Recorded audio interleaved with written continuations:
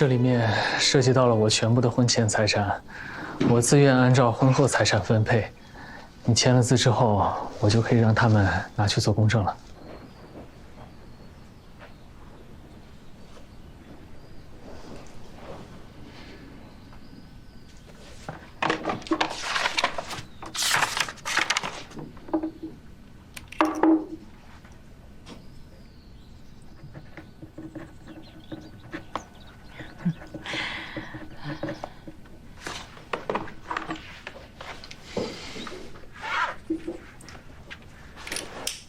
剩下的事情就交给你们了。梅先生让我恭喜您，他还说这2天山里必然热闹，他呢就不参加了。那我们先走了。谢谢。再见。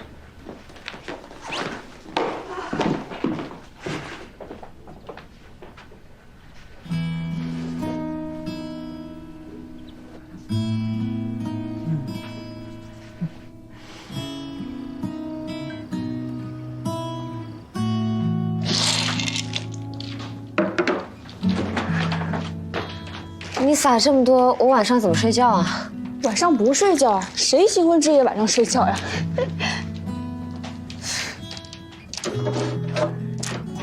那有什么事随时叫我。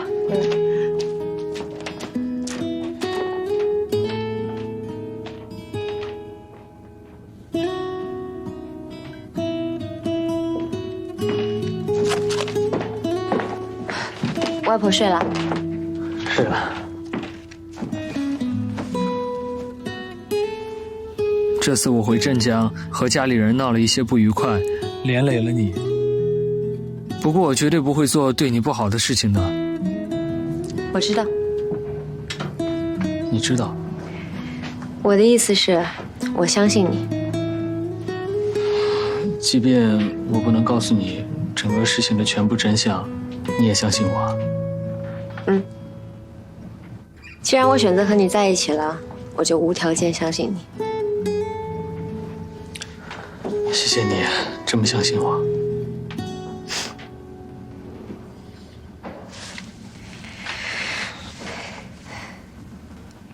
周生辰。周生辰。怎么了？竟然真的结婚了。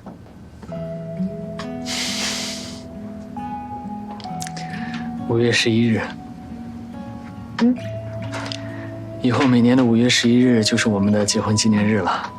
我特意用你的名字做的谐音，很好记。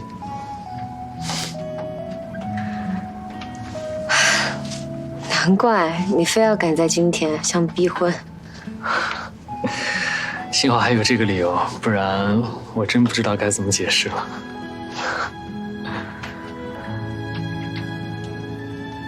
那我去睡了。啊？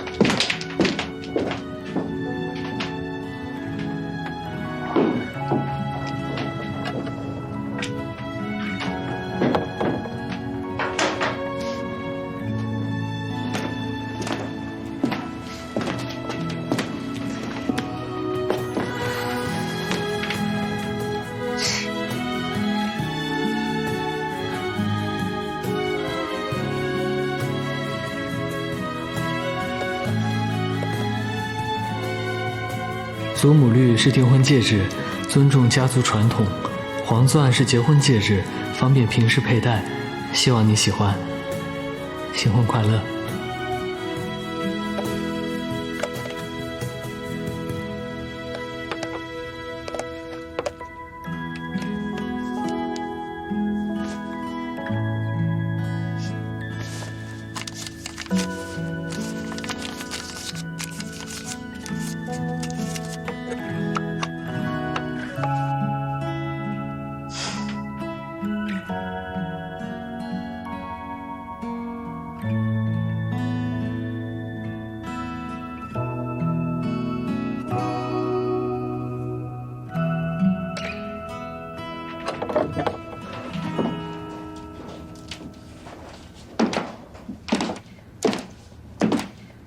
不是说要睡了吗？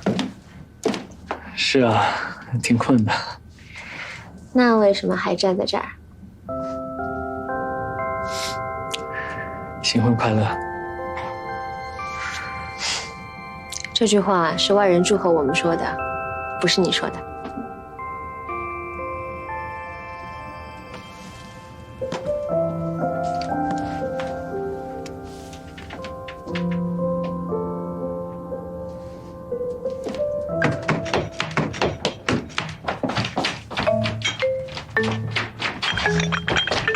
我茶。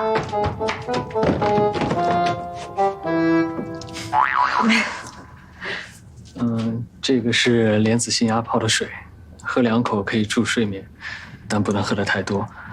晚上你如果醒过来口渴的话，还可以润喉。那我去睡了。晚安。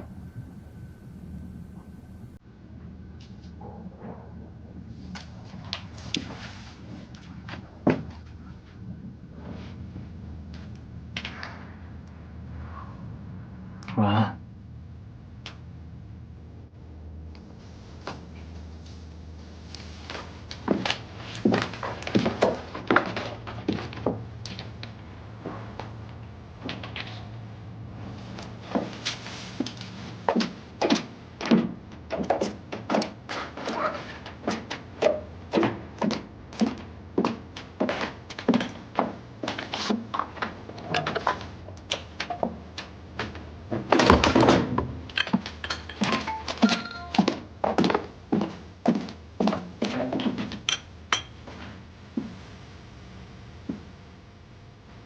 订婚取消了，正好慢下来谈恋爱。结婚的事儿不急。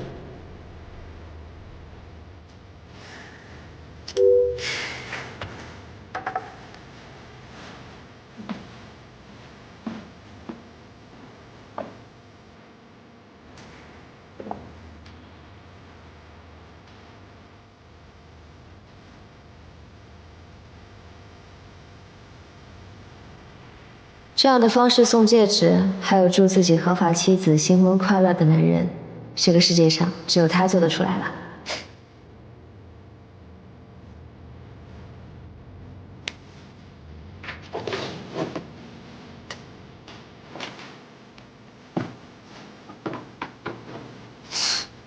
撒这么多。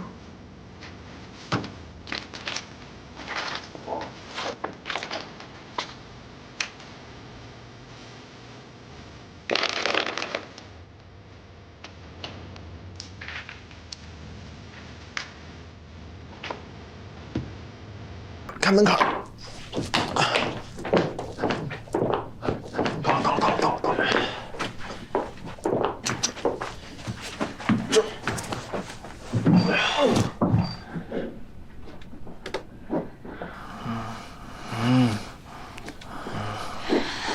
他喝了多少啊？680毫升左右吧。你们有2杯喝的呀？700毫升吗？我喝20毫升嘛，他喝680嘛。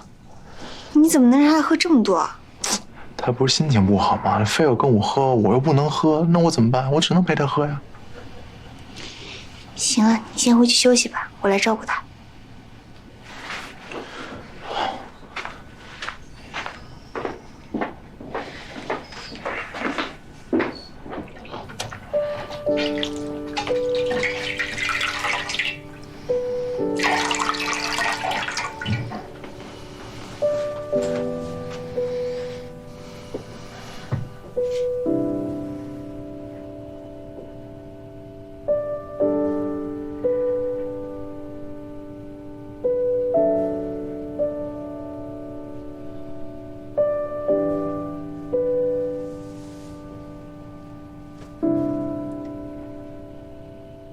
梅大律师，你不是吹嘘自己千杯不醉吗？和林飞这种从不喝酒的都能喝成这样，这么不爱惜自己的身体。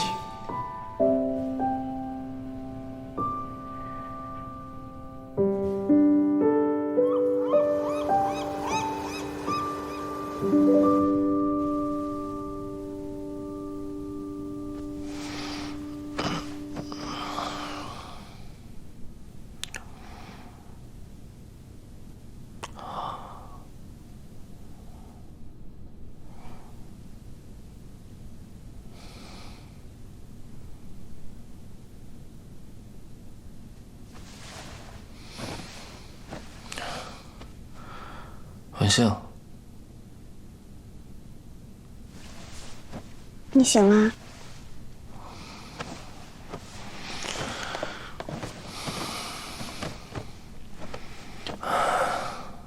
这是哪儿啊？我们家客房，亲戚们不都走了吗？房间就空出来了。有没有吃的？坏了，早饭开始了，我要找人去救我哥了。早饭一会儿给你送过来啊。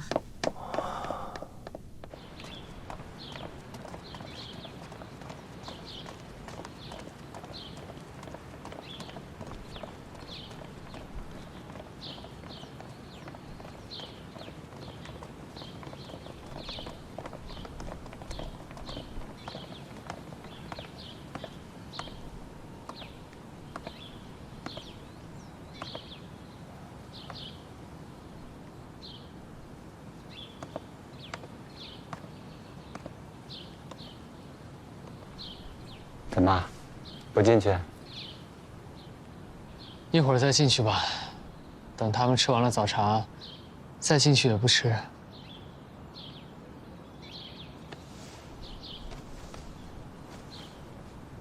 林叔，你不进去吃啊？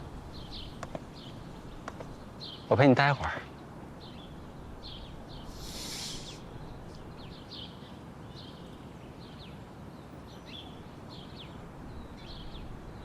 大哥，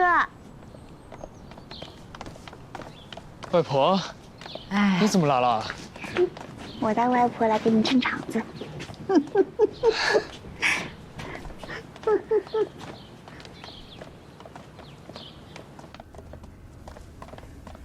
妈，哎呦，妈，您不是已经吃过了吗？外婆，外婆，文杏啊，起晚了，他怕你骂他，就让我陪他一起来。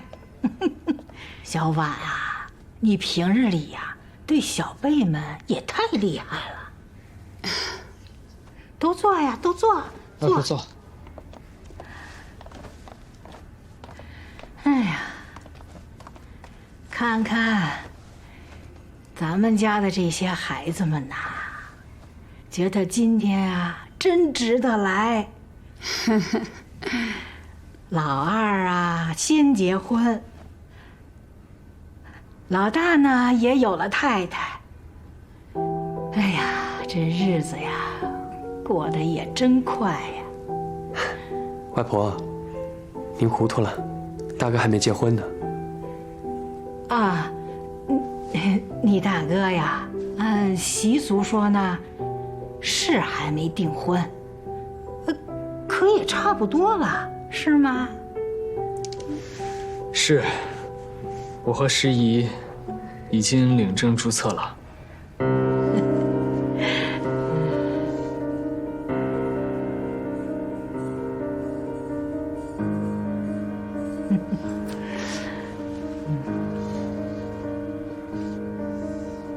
恭喜大哥！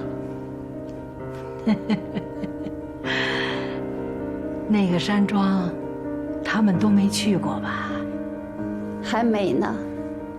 哦，去烧个香吧，啊，为全家呀，那图个吉利，啊，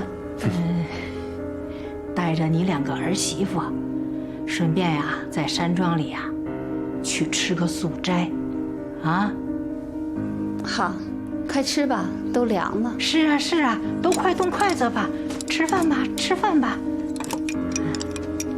拿筷子吃。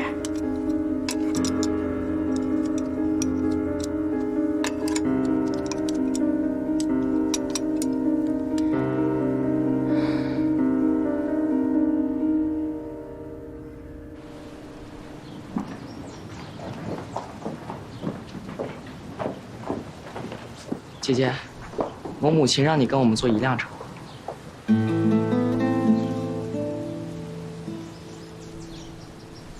去吧。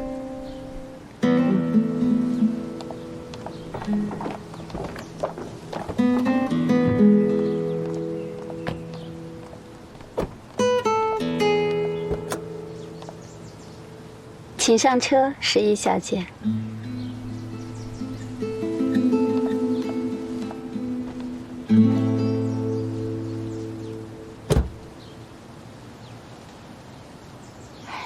人和人相处啊，不就是磨合吗？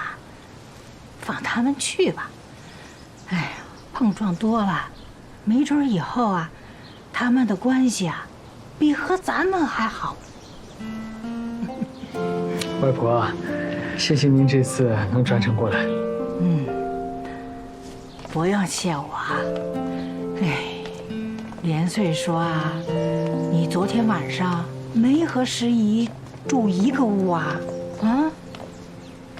这吵架啦？哎，这在我家不是好好的吗？怎么这回来就不和睦啦？啊？和睦，外婆非常和睦。赶快上车吧。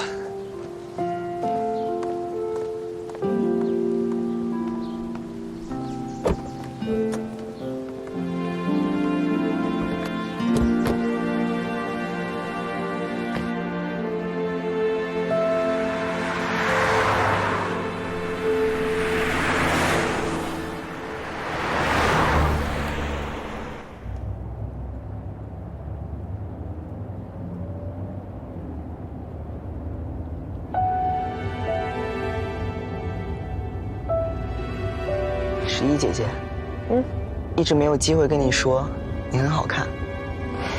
谢谢。小人，看人不能只看脸。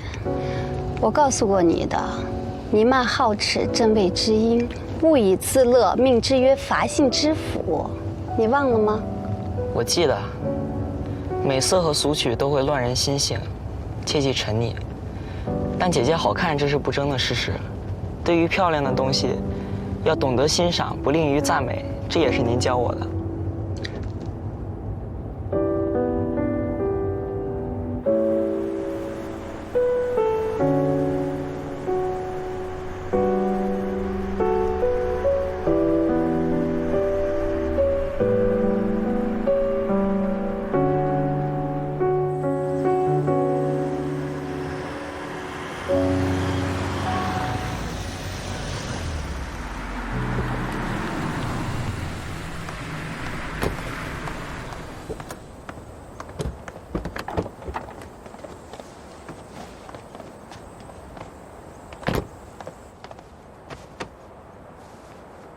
关于你们的夫妻关系，我不会承认。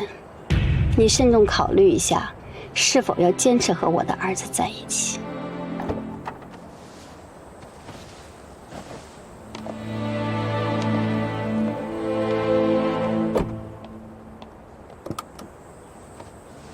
到了。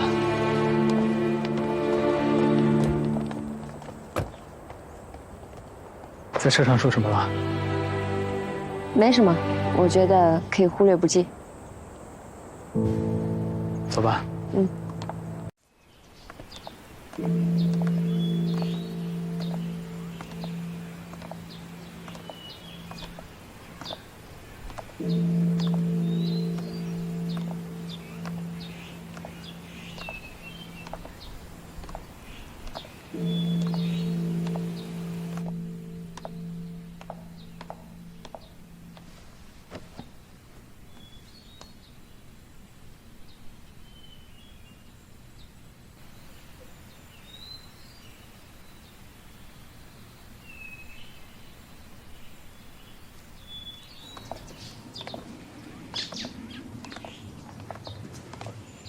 刚才在店里没看见你烧香啊？我是无神论者。啊，那我信佛怎么办？我完全尊重你。那在你眼里，佛是什么样的？慈悲吧。佛祖抛却妻儿入空门，就是因为对天下苍生的慈悲。和你看到的有什么不一样吗？不太一样。哪里不一样？好像很喜欢我，所以总是笑着。你你笑什么？观物如观己，我所看到的都是好的一面，说明我现在生活如意，万事开心。有点道理。我说的不对吗？没有对和错的区别，只有思考的角度不同。走吧，我们去山庄等他们。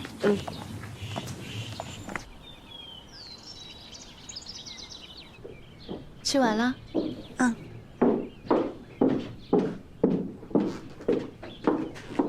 老太太，今天请的客人都在隔壁。哦，他们都吃过啦，在那边喝茶。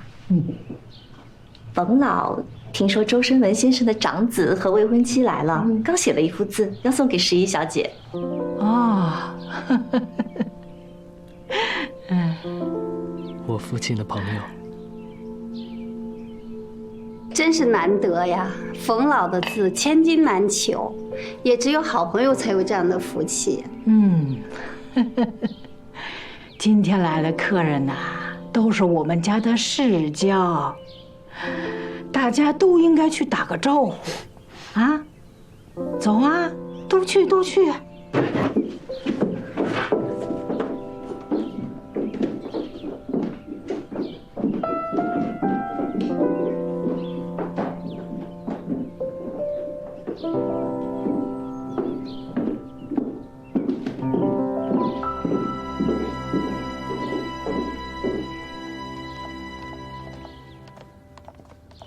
好言不动，偏说生疏。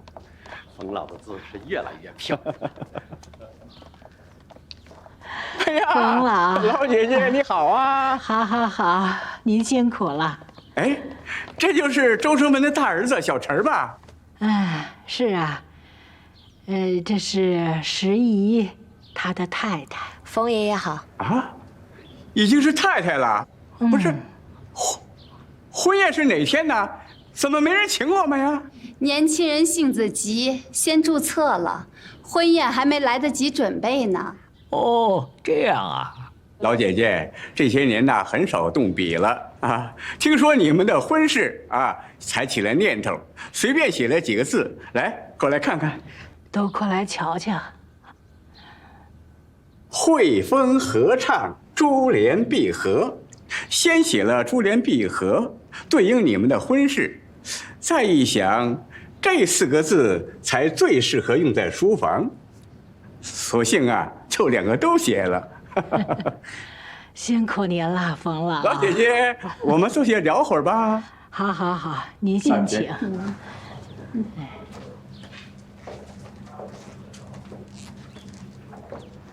我身边没有能做回赠礼的东西，怎么办？没关系，冯爷爷也是即兴发挥做的。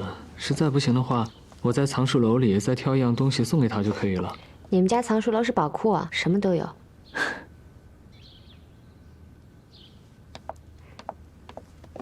冯爷爷，刚刚听阿姨说您的字千金难求，我的画虽然比不上，但还是想画一幅回赠，不知冯爷爷是否介意？好啊，能有新人赠画带回去一沾喜气儿吗？石小姐，请。爷爷叫我石姨就好。石姨，好名字，请。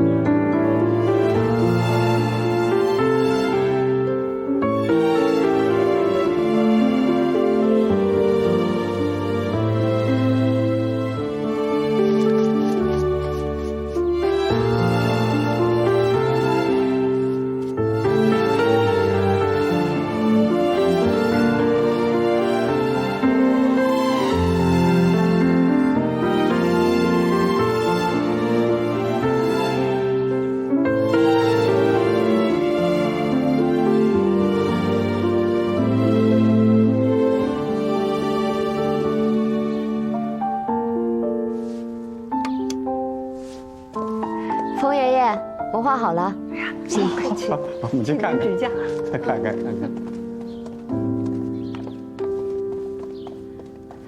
好，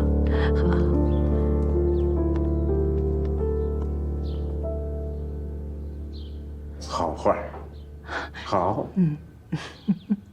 你呀，寻着宝喽。哎，对了，婚宴定在什么地方了？镇江。镇江，那我可要等你们的请帖了。好，一定请您去，一定请您去。你的国画跟谁学的？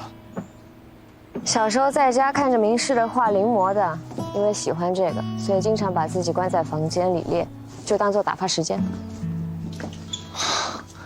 那我只能用天赋来解释了。我从小就喜欢画河，也练过人物，但可能天生不擅长画人吧，从来都画不好。啊，对，我在广州机场和你说过那个故事，里面女主也那样。她跟着男主学画画，从来都不画人，最擅长的就是画河。她其实是把男主当成河在画，她也不是不会，而是不敢。她怕别人知道她喜欢男主。所以，你很喜欢小南成王的故事。哦，我差点忘了，以后说过你知道这个故事，你从哪儿听说的呀？他就在我们家的族谱上，我的名字也是取自他。那在你们家吗？我想看。可以啊，回去给你看。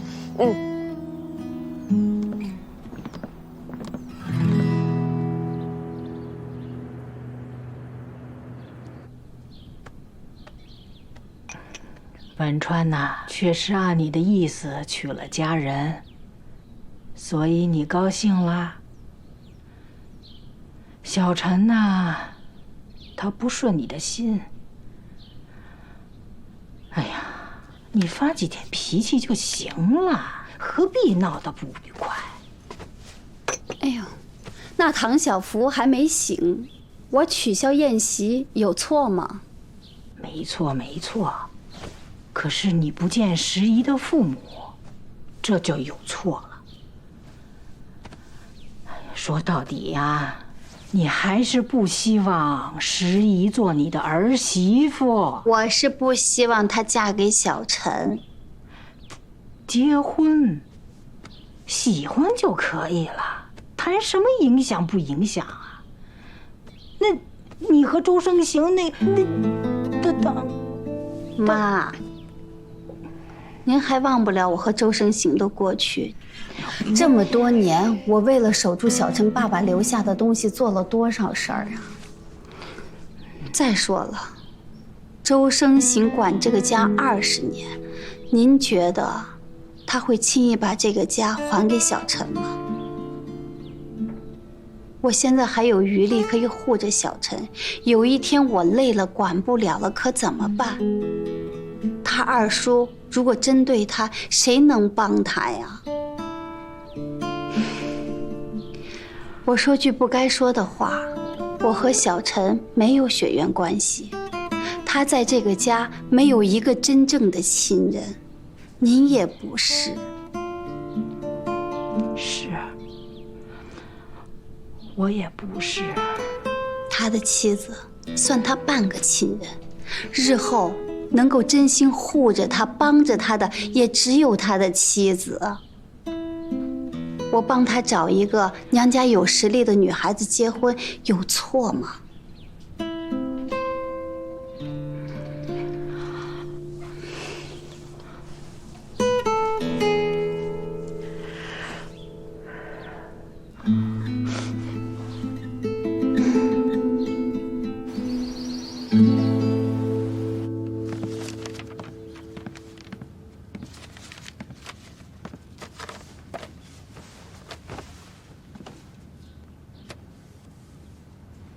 居然真的有！为什么是我？什么？为什么？在白云机场，你为什么想要认识我？过后我反复演练了很多次，都觉得不可思议。就凭一个故事啊，一个相同的名字吗？这理由也不成立啊。不是一个相同的名字，是2个。哦，是诗怡。不过我不介意你理解为一见钟情。我那天确实想认识你。不相信啊？你想听实话？我们俩之间，你的外貌比较容易让别人一见钟情，我觉得你挺有吸引力的。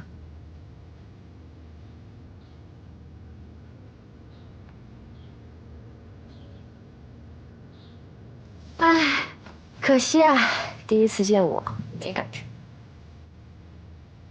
是啊，我也不知道是为什么，可能我对这方面不是特别敏感吧。不过我觉得日久生情也挺好的，或者说可以让关系更加的牢固。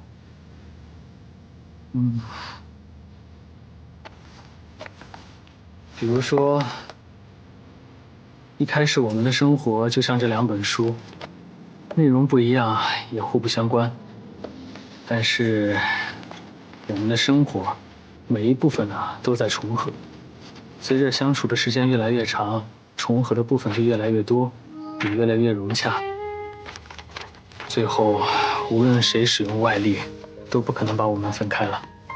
所以我觉得，日久生情也挺好的，可以让关系这么牢固。不就是摩擦力吗？还日久生情？知道的还挺多。啊，你这次去多久？差不多要2个月吧。这么久啊？你在德国的实验室具体是做什么的？你可以理解为我在研究金星的居住可能性。金星可以住人？哦，现在不行。现在金星的表面温度已经达到了480摄氏度左右，表面的压力也是地球的90倍了。不过从体积和质量上来看，它是最接近地球的。未来也许有机会可以实现人类居住在那儿。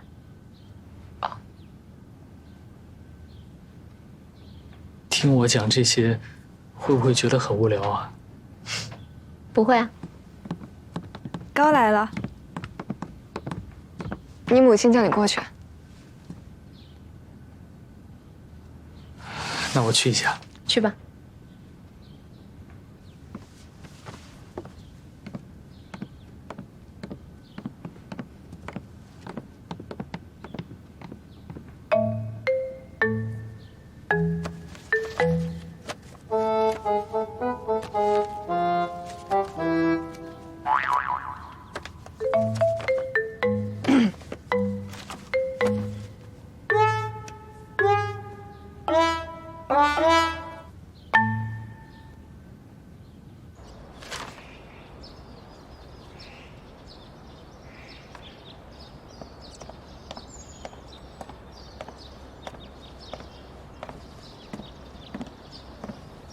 你一个人啊？你妈陪老太太去散步了，你妈全签了。从现在起，你爸留下来的所有遗产正式转到你的名下，周家是你的了。他说，这都是按照你爸的遗嘱做的，不必谢他。他仍然很生气，丝毫不减。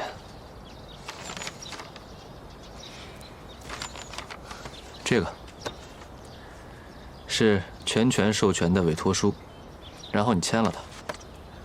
从今天起，我就是你的正式代理人。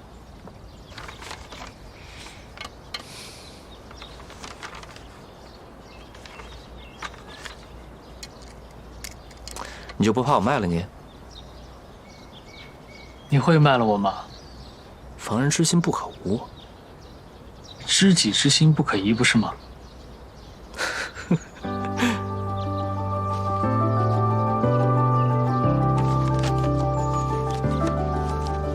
好了。哎呀，这明明是你签了字，却感觉是我卖了身。准备什么时候走啊？马上走，下午飞不来梅。本来还想着让你和十一认识一下的，来日方长。那我们就不来梅见，我会在那儿住2个月。OK。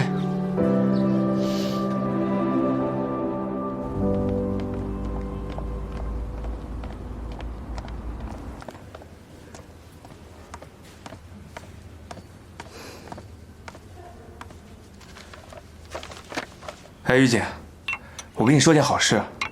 什么好事啊？是不是你妈又让你回去相亲了？什么呀？是老师给我们和不来梅同事发邮件，说自己结婚了啊？这就结了？这年代还有人结婚之后群发同事邮件？他大概活在上个世纪。说不定是师娘威武呢。不对，我觉得老师应该是故意发给他老婆看的，表忠心嘛，是不是？有这可能啊。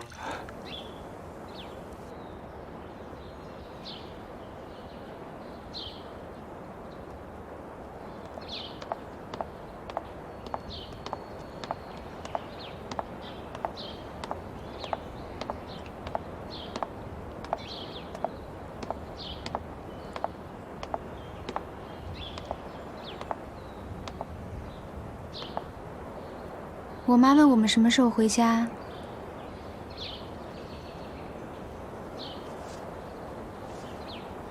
最近没空。我马上要回不来梅了，只有这个月有空，最好是这周。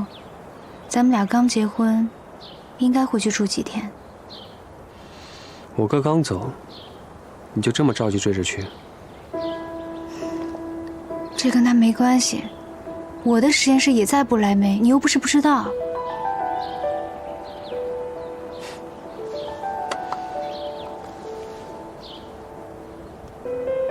你现在是谁的老婆？自己最好想清楚。我们结婚前就说好的，我还是在不来梅工作，你没有任何意见。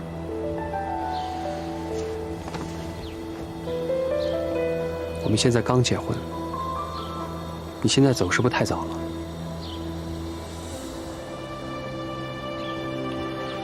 我们应该先要个孩子，和我妈高兴。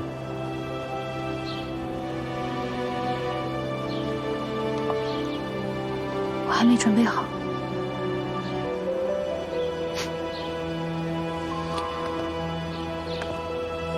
我娶你，是因为我妈觉得我们家对不起你们家。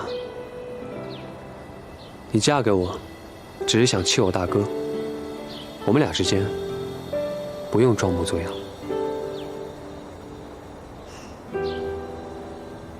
你如果不想结婚，当初为什么要求婚啊？因为我妈喜欢你啊。我以为娶你以后可以获得我妈的支持，现在看来是我想多了。我妈心中只有公平道义，根本就没有我。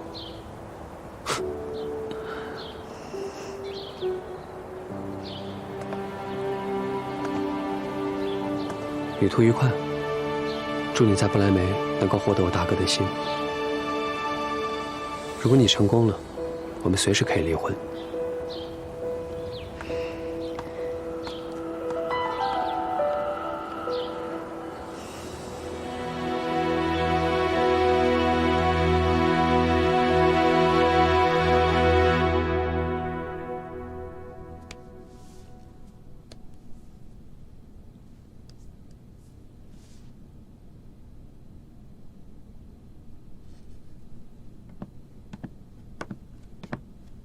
你怎么进来的？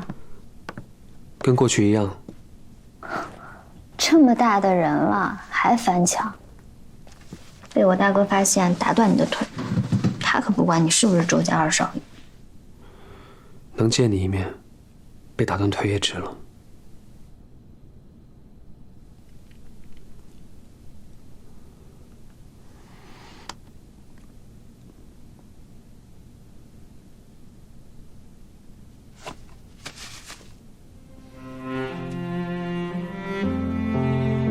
上次我们为什么分手？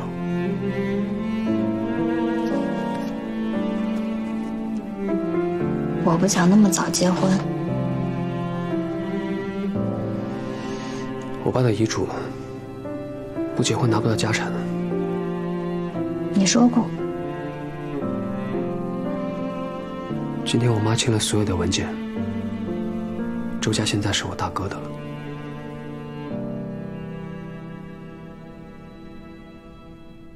他人不错，我虽然没见过他几次，但看上去，就算他接管了周家，也不会为难你。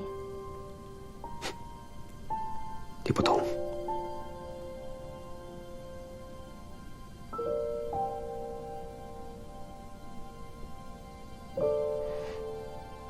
你一个小裁缝，能懂什么？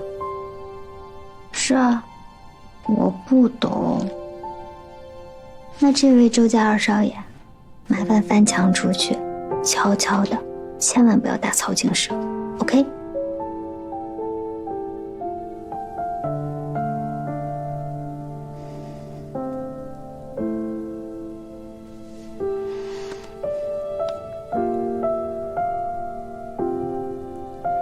小裁缝，如果我离婚，你还看得上我吗？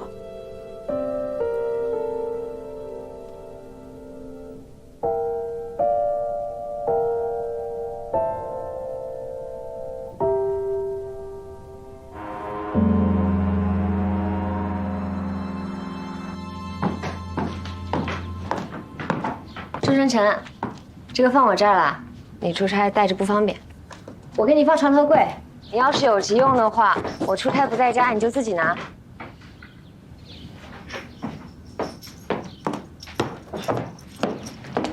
给家里钥匙。龙小玉还住这儿呢，我拿钥匙不大好吧？他卧室有自己的锁，我给你的是大门的，还有我卧室的。走吧，我送你下去。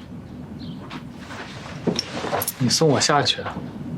我刚刚送你上来，你又送我下去。我顺便扔垃圾。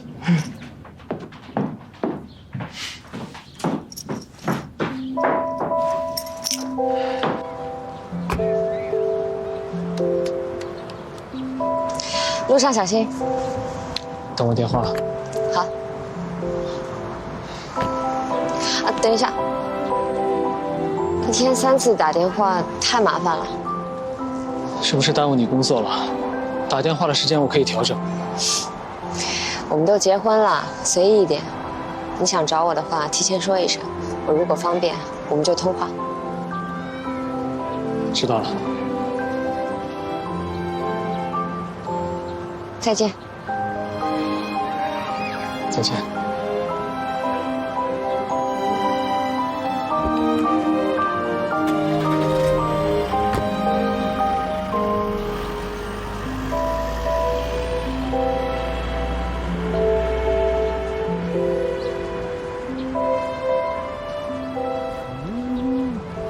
石小姐啊，这个时候拿垃圾袋下来丢，也没地方收啊。您记错了，垃圾桶啊6点才送过来。是我记错了，我先进去了。嗯。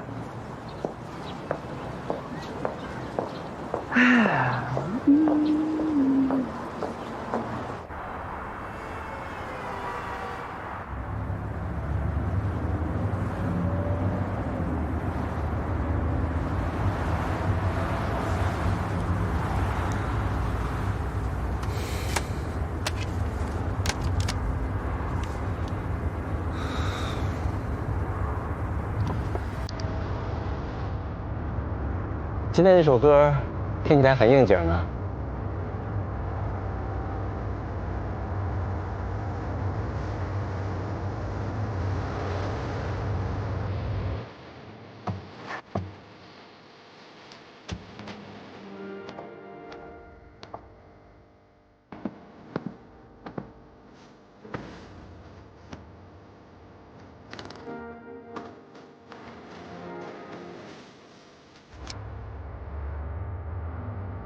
刚刚应该给他一个拥抱。抱一下就好了。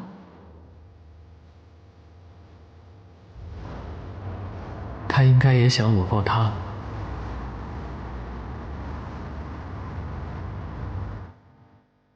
我为什么不直接送去机场呢？应该改签一下时间的，至少和他吃顿饭。至少还能和他多待一会儿。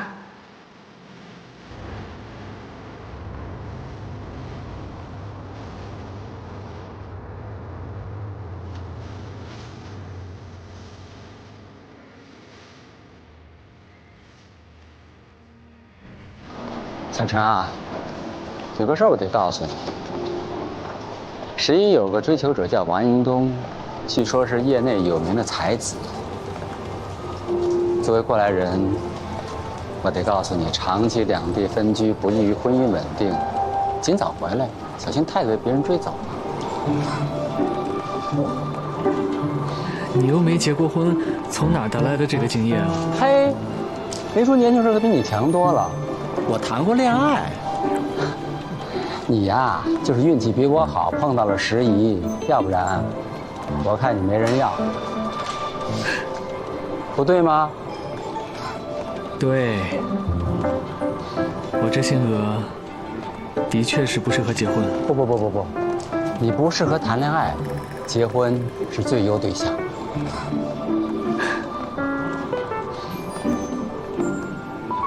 希望他能跟你想的一样。情敌在，不能掉以轻心啊。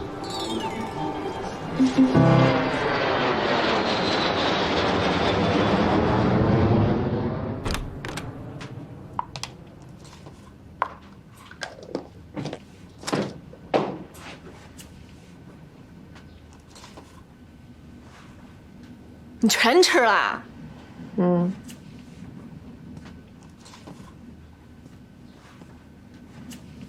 难过啊？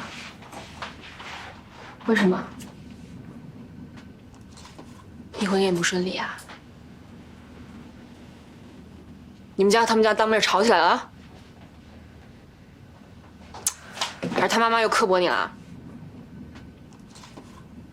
订婚宴取消了。哦，不难过，哎，咱不难过啊。哎呀，那个破化学教授，凭咱们美貌，分分钟给他找10个回来啊！哎，真的是。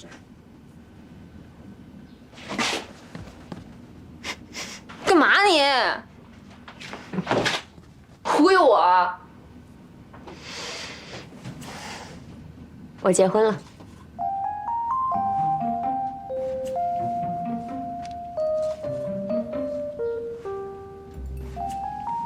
啊？准确的说是领证了。哦，怪不得那天。就是那天。可以啊，你们俩牛啊！我到现在还是懵的，我还没告诉我爸妈呢。没告诉他们？周生辰说等他出差回来和我一起去，比较正式。哦，倒也是，你们俩一起回去解释比较好。哎，我真的想知道，他到底做了什么惊天地泣鬼神的事儿，能让你愿意立刻领证啊？没做什么特别的，就是因为不特别，甚至有点笨笨的，才显得特别真诚。我当时特别乱，脑子里只有一个强烈的预感：如果不答应，一定会后悔，后悔一辈子。恭喜恭喜，已婚少女！哎，我晚上再回来慢慢跟你说。我们现在去趟超市，我刚看冰箱全空了。你这几天怎么过的？无论我怎么过的，都没有你这2天精彩啊！给我看看，这么大黄钻啊！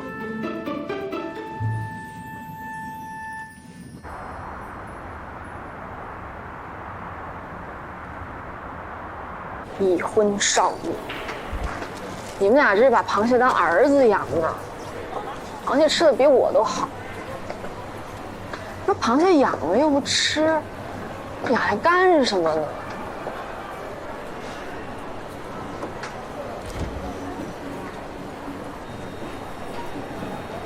这螃蟹喝酸奶吗？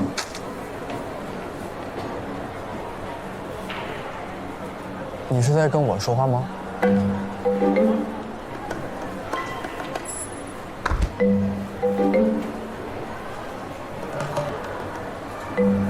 哎，我把你当成我朋友了，不好意思。没关系。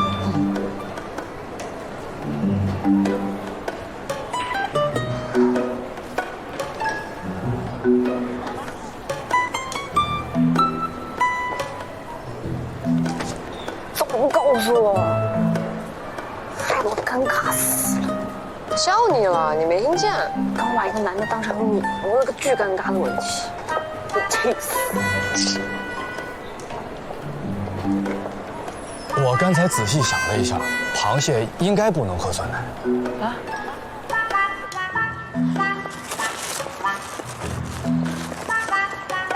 哎，那个人从超市出来就一直跟着我们。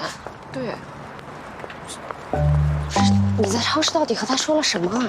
不是，我就问他螃蟹喝不喝酸奶，我也不知道我怎么想的。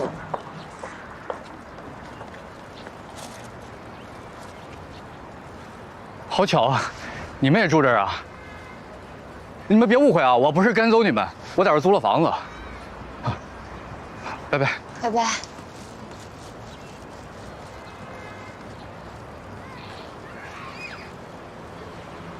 他不真住这儿吗？走吧。哎，真的。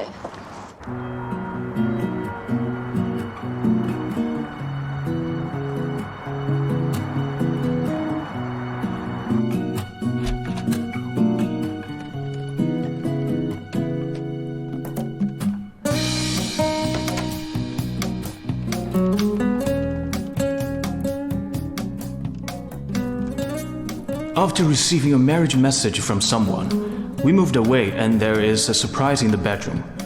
I wish you a happy wedding.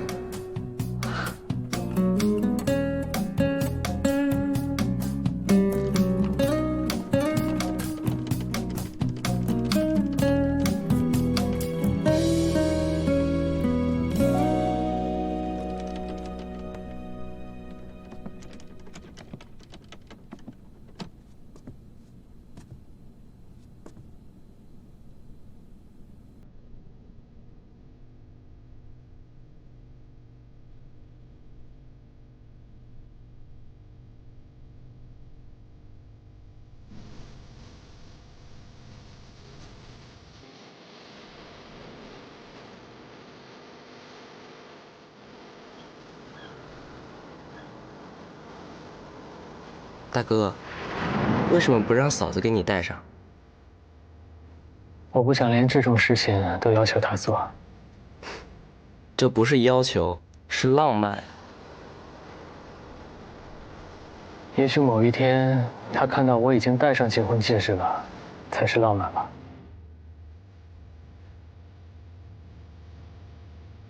还刻字了。4月初7。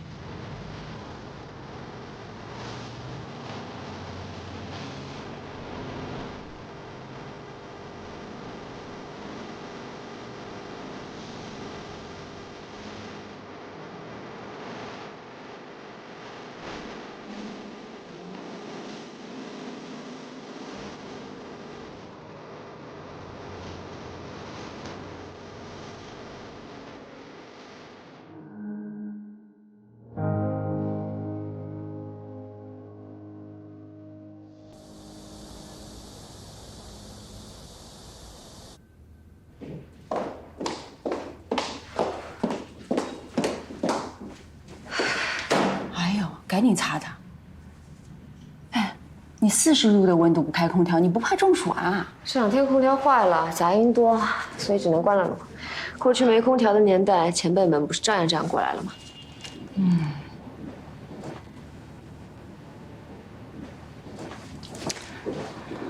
你那个科学家未婚夫，已婚。对，是已婚了，有什么分别呀？领了证立刻2国分居。有啊，合法啦。那你合法占有人家了吗？从心到身。你小声点。好吧，那我问点正经的，他这2月干嘛去了？去做金星地表的微量组分和半微量测试分析。欺负我听不懂哦。你听不懂正常，我胡说的。说实话啊，我一直不知道你喜欢上的是一个以人类发展为志向的科学家。这种人对男女之间的事情看得很淡吧？可能吧。相处起来有意思吗？有意思啊。都聊些什么呀？什么都聊啊。从人类发展起源开始聊起啊。哦，还聊直立人是如何消失的呢。哎呦，佩服。不过他恰好是我最喜欢的一类人。过去我看历史题材的东西，就在想，如果我生活在古代，一定会爱上一个心怀天下的男人。男人啊，总要做些事儿和名利、爱情无关，天天谈情说爱的不太适合我。天天谈情说爱我也不喜欢。不过我喜欢没有野心的男人，喜欢家庭啊，喜欢小孩子啊。总之一句话，婚后主内，帮我照顾好家庭，可以让我放手干事业。你确实适合这种。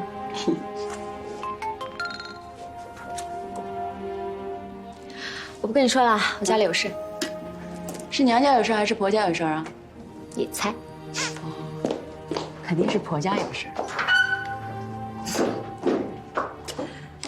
唉，恋爱的女人。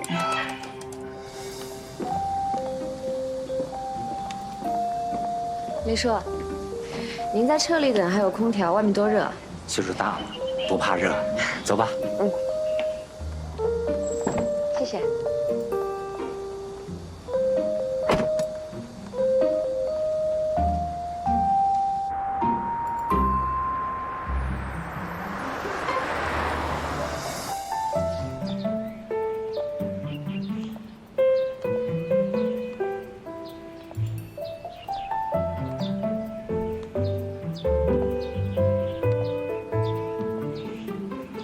这一片准备种点什么呀？种薄荷吧，这里离客厅近，种薄荷防虫。哎呀，等这星期家具都搬进来啊，就差不多了。老太太给你的。什么？她不肯买，都是自己亲手剪的。我跟她解释了，说等婚房装修好了再用，现在用啊也浪费。不过等搬进来都不算新婚了，贴着会奇怪吧？哎，没办婚礼呀，你呢还是11小姐，等什么时候办了喜宴，贴了喜字，再承认他是你先生。好。看着他结婚呐，是我这辈子最大的心愿。谢谢你接受他。您这话说的，好像遇不到我，他就要打光棍似的。他这人呐，毫无情趣可言，也就你受得了。我觉得挺好的。在我心里啊，他就是半个儿子，你也一样，半个儿媳妇儿。我总想能为你做点什么，弥补他不能陪你的时间。赶巧了，我这2个月特别忙，幸好他不在上海，否则他独守空闺，我还过意不去了呢。还是你懂事。我去看看他忙得怎么样。